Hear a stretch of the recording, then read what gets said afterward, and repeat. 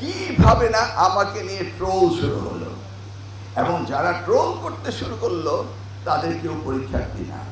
আমি তো ঢাকা শহরে আইডিয়াল কলেজ বা ল্যাবরেটরি স্কুল বা ভিকারুন্নেসা, আমি তো কাউকে দেখিনি আন্দোলন করতে, না কেউ আন্দোলন করতে আসেনি।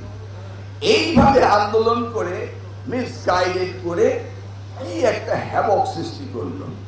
ধরুন আজকে জিওগ্রাফি সেকেন্ড পেপার পরীক্ষা চলছে, আমি মিডিয়া ভাইদের বলছি, আপনি নিশ্চয়ই দেখেছেন, নাম বলে তাকে পপুলার করতে চাই না, বলল যে জিওগ্রাফি সেকেন্ড পেপার প্রশ্নপত্র আউট হয়ে গিয়েছে।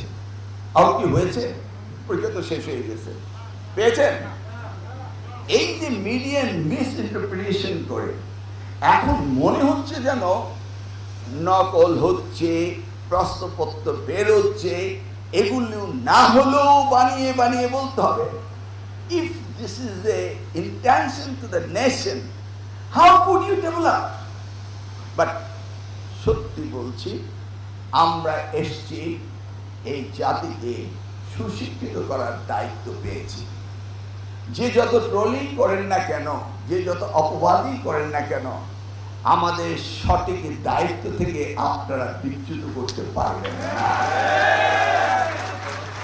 2001 সাল থেকে 2006 সাল দেশমাতা বেগম খালেদা জিয়ার সময় এই মন্ত্রণালয়ের প্রতিমন্ত্রীর দায়িত্ব পালন করেছিলাম, আর আজকে তারই জ্যেষ্ঠ সন্তান জনাব তারেক রহমানের আন্ডারে আমি দায়িত্ব পালন করছি। কি করে আপনারা ভাবতে পারেন যে অন্যায়কে প্রশ্রয় দিতে আমাকে নির্দেশ দেওয়া হবে? নগদ নিয়ে এলো হার না মানা হার অফার। সর্বনিম্ন 10,000 টাকা রেমিটেন্স নগদে পাঠালে থাকছে স্বর্ণের হার জেতার সুযোগ। যদি এইভাবে মানুষ তার ব্যক্তি চেতনা, চিন্তা ভাবনাকে বাদ দিয়ে উচ্ছৃঙ্খল কথা বলে সমাজকে উস্কানি দিতে চায়, এতে আমাদের এই তরুণ প্রজন্ম তাকে ব্যর্থ করে দিবে। প্রিয় শিক্ষার্থীরা, এটি তোমাদের জীবনের চ্যালেঞ্জ। আমি আগে থেকে ঘুরিয়ে বলছি, এই বাংলাদেশ হতে হবে এডুকেশনাল হাব। এই বাংলাদেশে পৃথিবী থেকে লোকজন পড়তে আসবে, সেই আদলে ইউনিভার্সিটি আমরা বানাচ্ছি। আমরা জানি বাংলাদেশের ছাত্ররা মেধাবী, আমি নিজেও জানি বাংলাদেশের প্রতিটি ছাত্র যারা বাইরে পড়তে গিয়েছে তারা অত্যন্ত সুনাম অর্জন করেছে।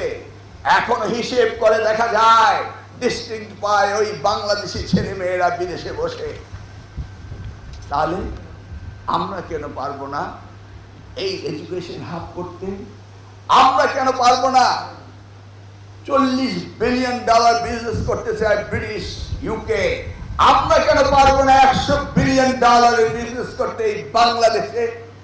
এটাই তো আমাদের সবচেয়ে বড় সম্পদ।